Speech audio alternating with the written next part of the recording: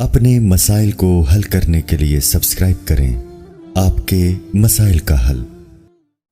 Hobby کے لیے Kate پالنا، میں نے سنا تھا کہ بلی پالنا سنت ہے، کیا شوق کے لیے بلی پال سکتے ہیں؟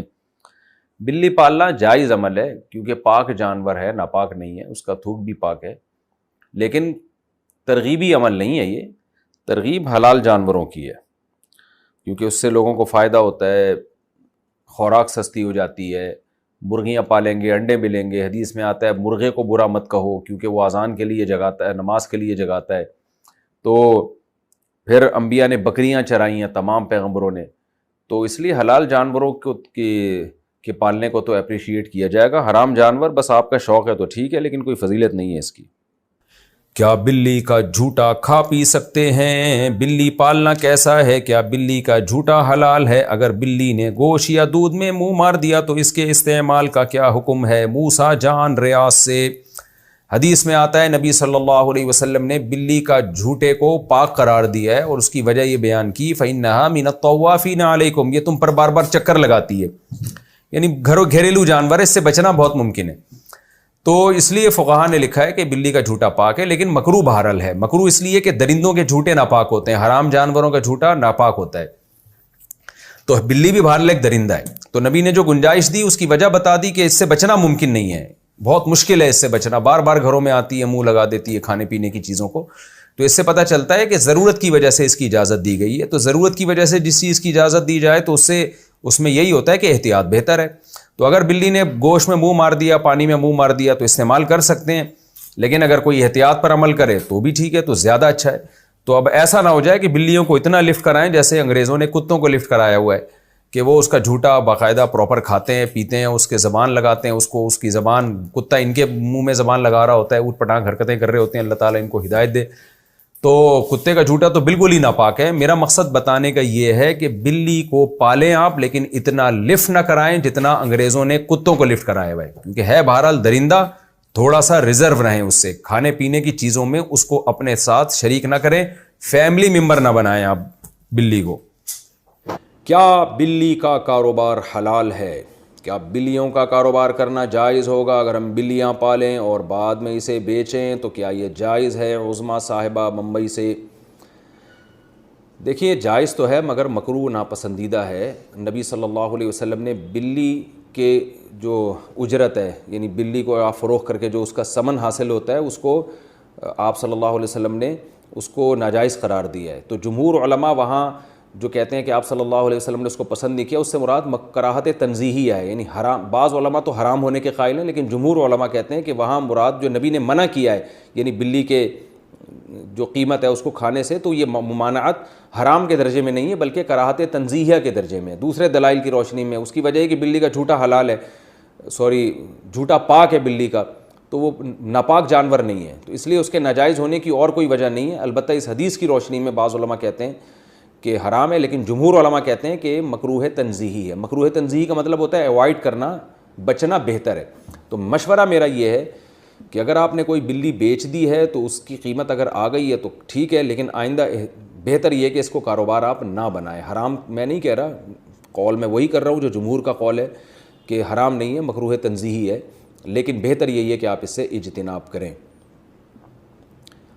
حلال جانوروں کا کاروبار کیا کریں، اس میں برکت ہوتی ہے، اس میں لوگوں کو فائدہ ہوتا ہے۔ بلیاں اگر معاشرے میں پھیلیں گی تو اس سے پبلک کو کیا فائدہ ہے؟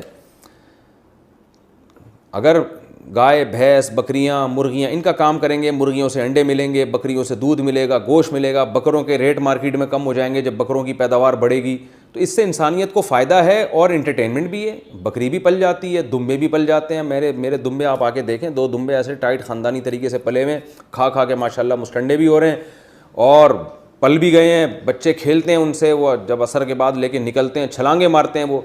تو اگر آپ کو تفریح کرنی ہے تو وہ دمبوں سے بھی ہو سکتی ہے، گائے سے بھی ہو سکتی ہے۔ گائے کا بچہ کتنا خوبصورت ہوتا ہے ایسا، اور بھینس کا بچہ ایک نمبر کا سست ہوتا ہے۔ میں اکثر لطیفہ سناتا ہوں نا، بھینس کا بچہ ایسے کھیلتا ہے، بس اس کا کھیل یہی ہے، کان بیٹھ کے ہلاتا رہے گا، تو اس میں بھی مزہ آتا ہے۔ اور گائے کا بچہ ذرا اچھل کودتا ہے، بکری کا بچہ اور اچھل کود مچاتا ہے، ایسا خوش ہوتا ہے جب آپ اس کو اس کے پنجرے سے باہر نکالیں نا، ایسی چھلانگیں مارتا ہے۔ تو حلال جانور پالیں، یہ کتے بلی جو ہے نا یہ مناسب نہیں ہے پالنا۔ یعنی کاروبار کرنا. پل جائے بلی تو ٹھیک ہے, کوئی ممانعت نہیں ہے, لیکن یہ کہ کاروبار ہی اگر کرنا ہے تو ان چیزوں کا کریں جن کے گوشت میں, جن کے انڈوں میں, جن کے دودھ میں اللہ نے برکت رکھی ہے.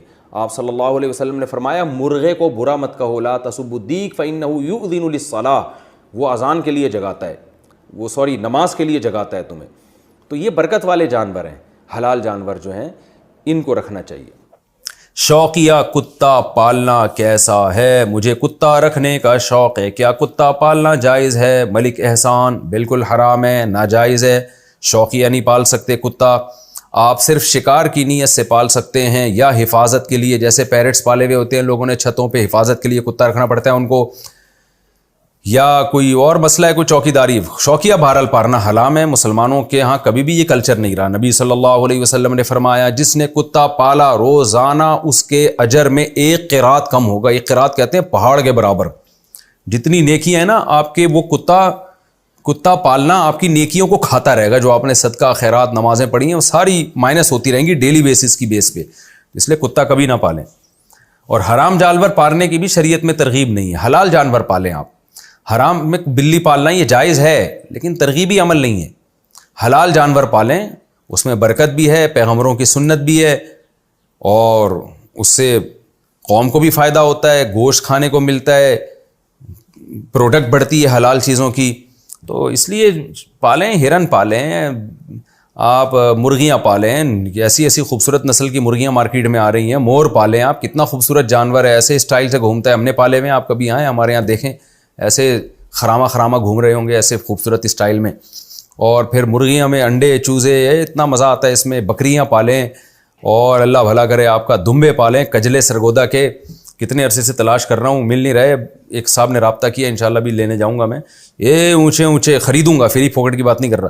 اتنے اونچے کجلے, یا ان کے پیچھے گھی کے ڈبے لٹک رہے ہیں. اللہ تعالیٰ نے دمبے کے پیچھے اتنی خوبصورت چکی لٹکائی ہے. تو کبھی آپ اللہ کے مشورے پر تو عمل نہیں کر رہے, آپ میرے مشورے پر عمل کر کے کبھی وہ چکی بھی کھا کے دیکھیں. اللہ نے وہ چکی اسی لیے تو لٹکائی ہے نا, یہ گھی کا ڈبہ, تاکہ جب یہ دمبا ذبح ہوگا تو اس کا گوشت اسی چکی میں پکا کے کھانا, اور یہ کوکنگ آئل میں نہ پکا دینا. لیکن آپ کیا کرتے ہیں, وہ چکی اٹھا کے پھینک دی, اس کا صابن بن رہا ہے, اور اس گوشت کو آپ کوکنگ آئل میں پکا کے اس کا بیڑا غرق کر رہے ہو.